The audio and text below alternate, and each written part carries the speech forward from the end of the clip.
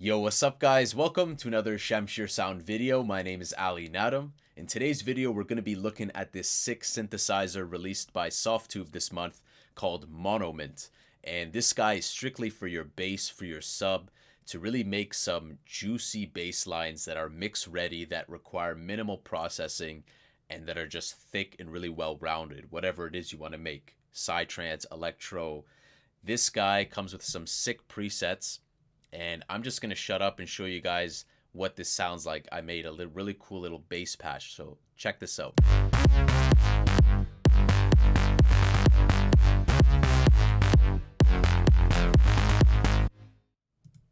Now there's no extra processing on this. There is just a limiter to keep the level in check, and the bass line is a bit louder than the kick. I wanted it to just pop a bit more than the kick, and there's an aggressive sidechain on there using LFO tool, which you can see here. Now you guys will have to use their application because this uses iLock. It uses their application Gobbler.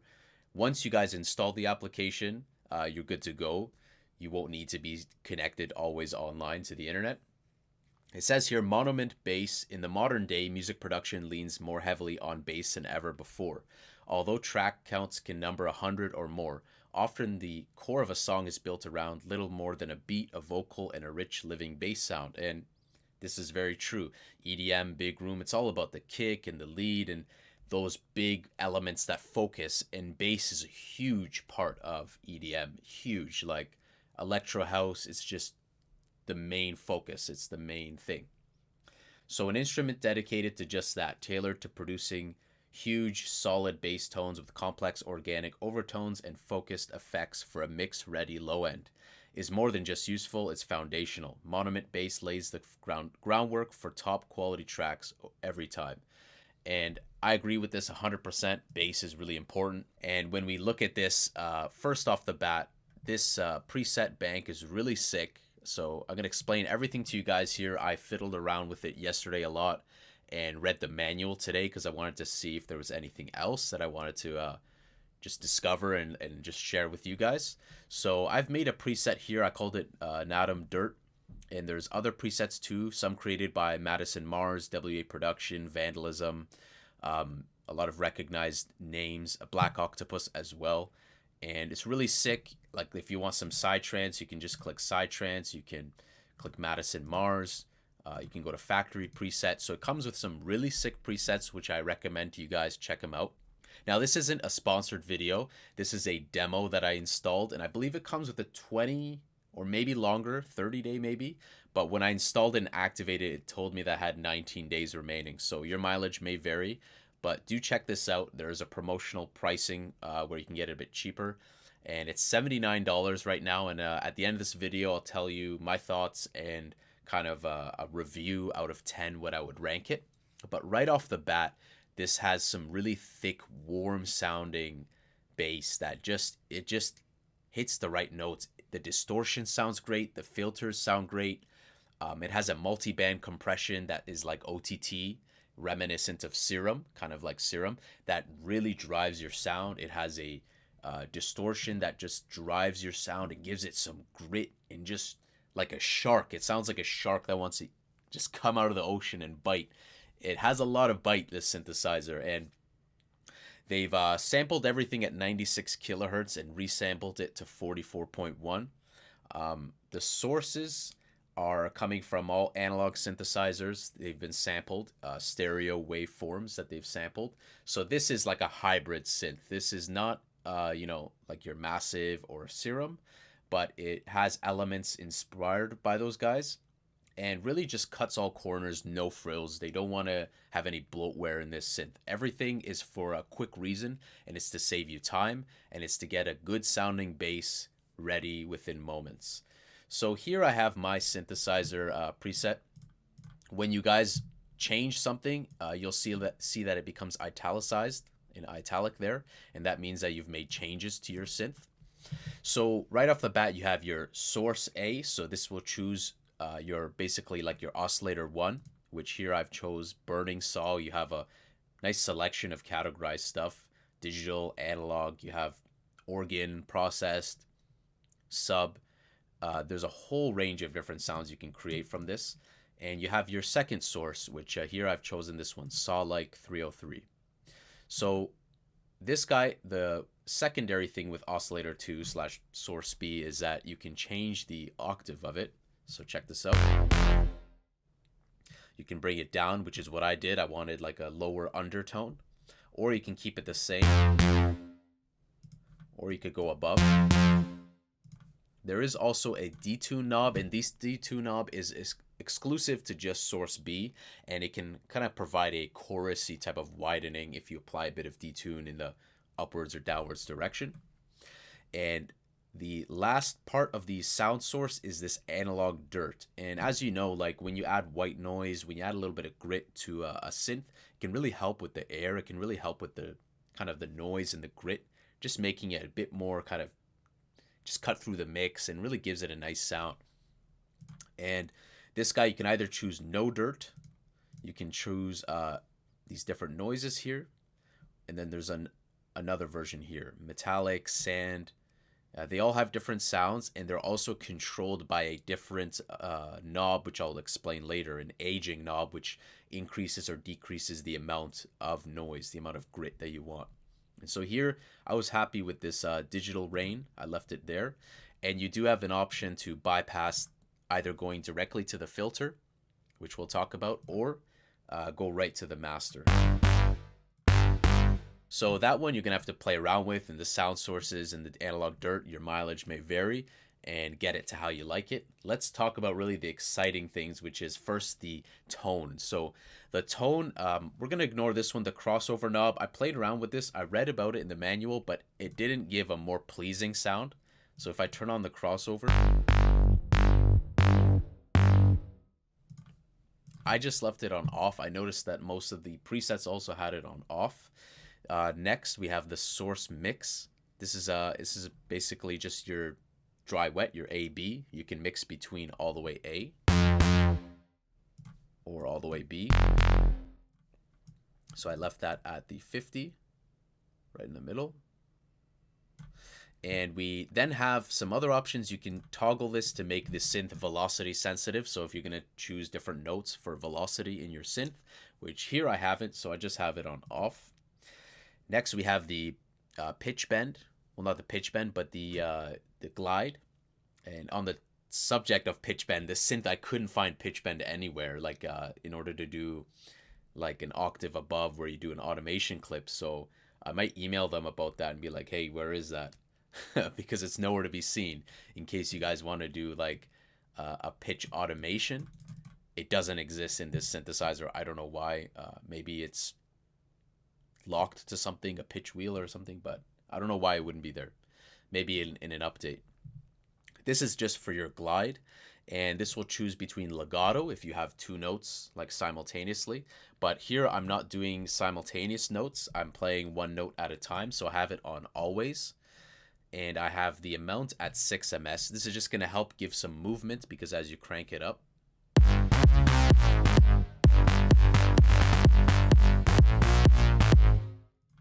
so if you really want to give it that movement, the glide is going to do a good job, which I have at 6 ms because I want it to be a bit faster. Moving on to the punch. The punch is really cool. Rather than having an ADSR, attack, decay, sustain, release, we have just a release knob, and the release knob for me is around 300 ms.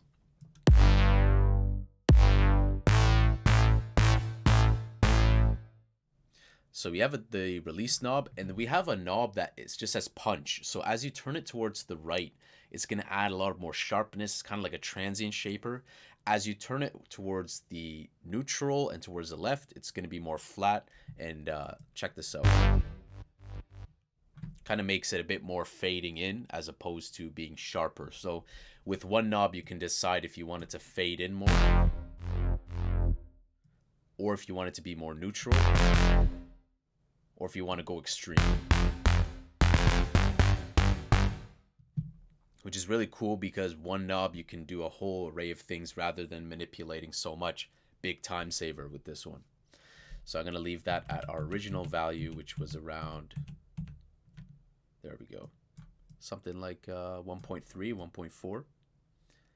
Moving on, we have this, which is really sick, this aging knob. And it says that as you turn it to the left, it adds more stability. As you turn it to the right, it adds more unpredictability. Unpredictability, is that a word? So it's unpredictable. In the middle is normal.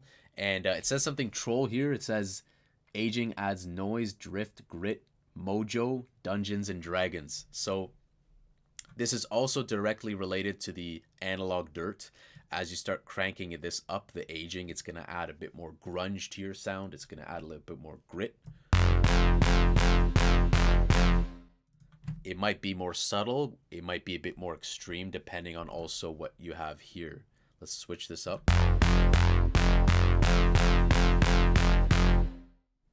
So that's more prominence when I switched it to the sand attack. We're going to go back to this. So that one, experiment with it, but really cool. I like that. Here you have the master output. So you'll see here that output there. You can adjust this plus or minus. And let's go to the effects. So the effects is also so powerful. Really, something that's amazing with Softube is their effects. Like anytime I've used an EQ by Softube, anytime I've used something, it has color. It has something that's so juicy, whether it be their drummer, master compressor, whether it be their passive EQ, whatever it is, they just have character, and that's something that's great. There's a time where you want character, there's a time where you want transparency. So from the left to the right, we have the drive, and the drive is going to really give a lot of grunge and drive your sound and distort the sound in a very pleasing way. And right now I have it on the transformer. You have two modes, modern and transformer. With this sound, the transformer was more subtle. So check this out. Adds a lot of like thickness to the sound. In the modern,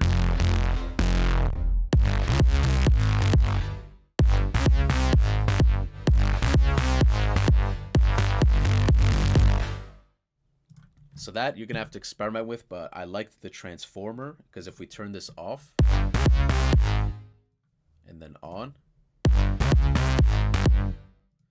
really makes that big difference, gluing the sound together, giving it a lot of more body and a lot more low end floor.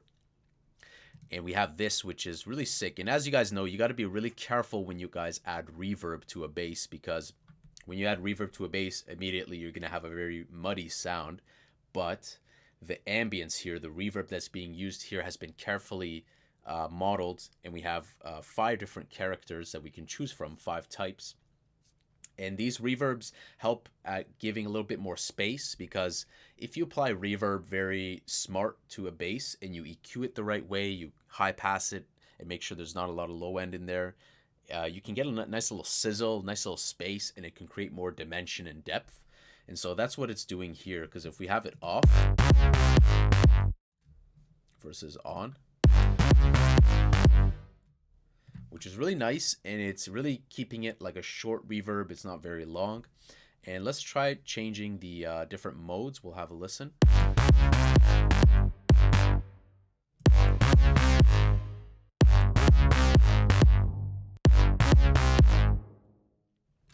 So you have the rusty, the dirty.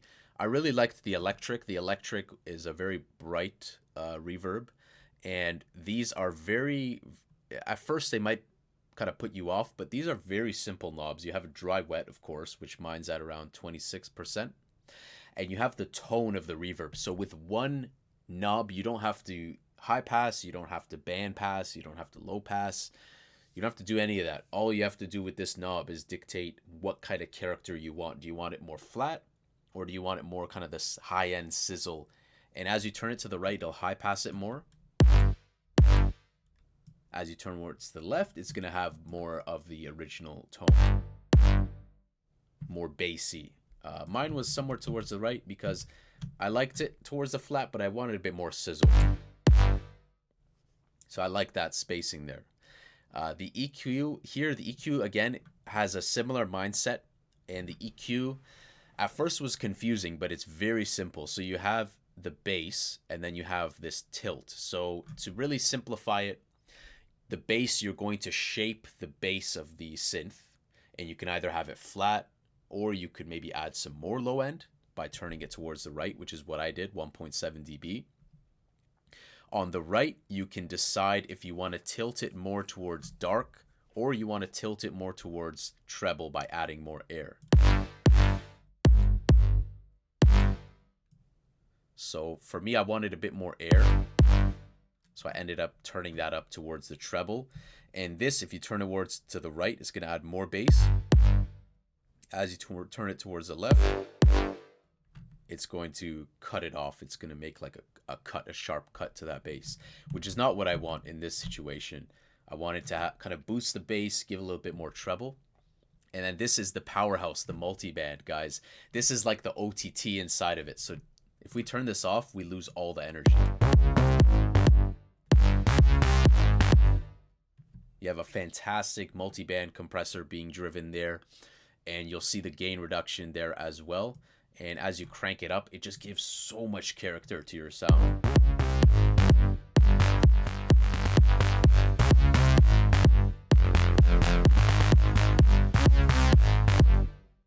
So I like that around the 6.7 value. And we have this final one, which is a bit tricky to use, spatialization. This will add some kind of stereo imaging where you can control if you want the sub to be mono below a certain threshold. So this is making the sub mono below 120 hertz. And you can also choose to widen the higher frequencies in the synth. So if you crank this up, it's going to start to widen the higher frequencies. Have a listen.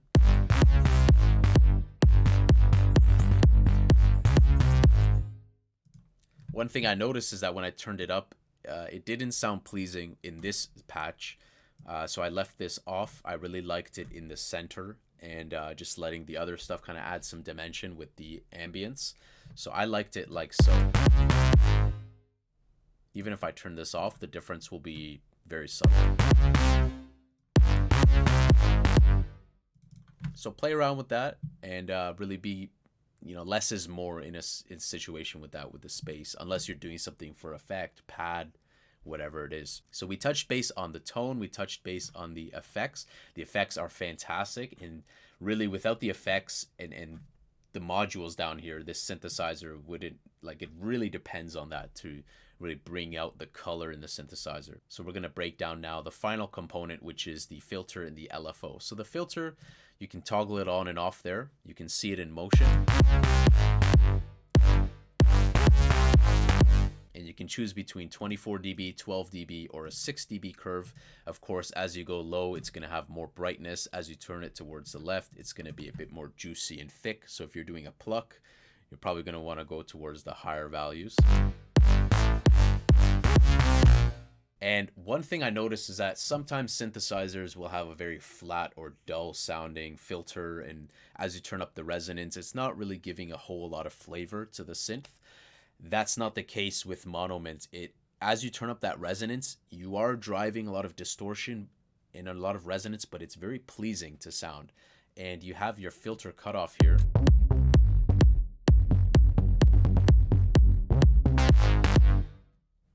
In this resonance, as you crank it up,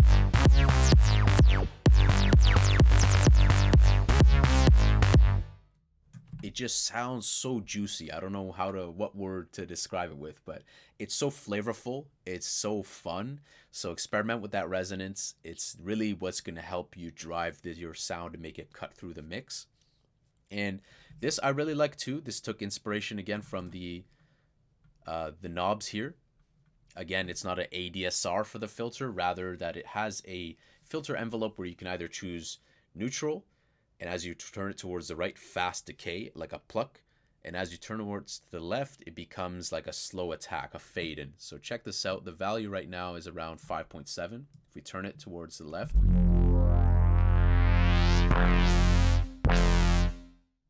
If we turn it towards the right. So that's sick. You can just decide what type of character you want with one knob.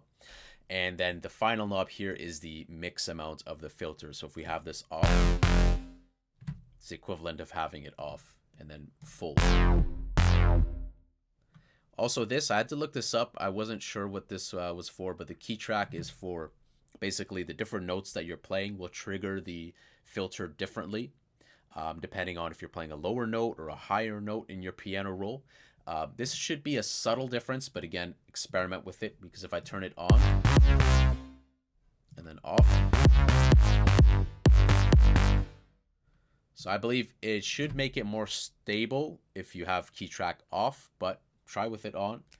Might introduce a little bit more unpredictability. Blah, blah, blah. I can't even say the word. So that wraps up the filter section. One thing that was kind of underwhelming is the LFO, because the LFO, I read in their manual, rather than being triggered by a note trigger, it's just a sequencer. So when you turn on the LFO, it's not like you'll trigger the LFO with each note. Rather, the LFO will always play out a sequence, and you can turn off the sync on or off. You have that speed where you can dictate here if you want like a triplet, or if you want to go with this. Let's go with like a quarter, and then you can move your mouse with this and change the shape, and we can do this, so you can manipulate it. It's kind of like I said, I love seeing those crazy LFO controls in Massive, so that's where I'm coming from, because if you play this back,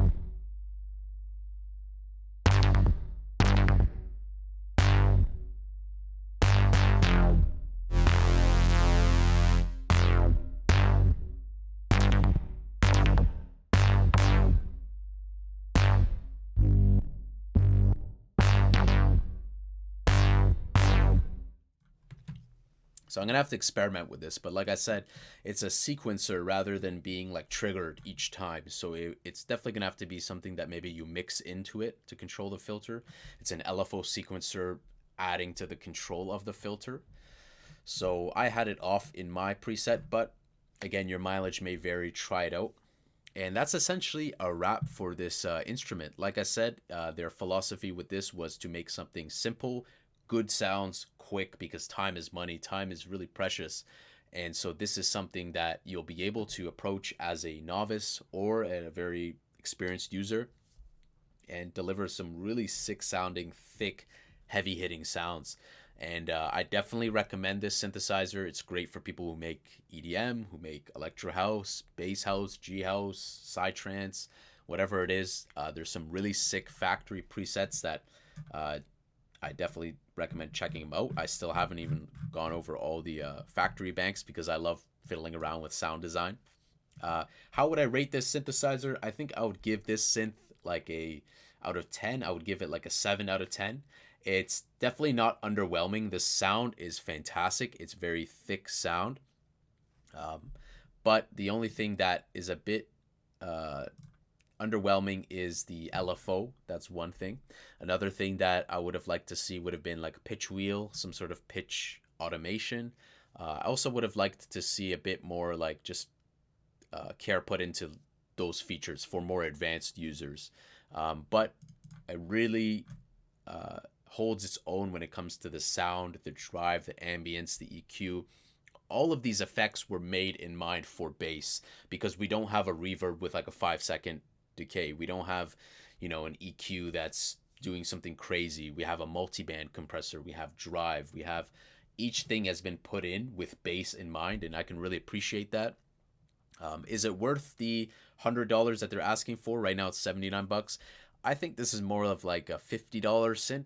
I can't really put a concrete value on it.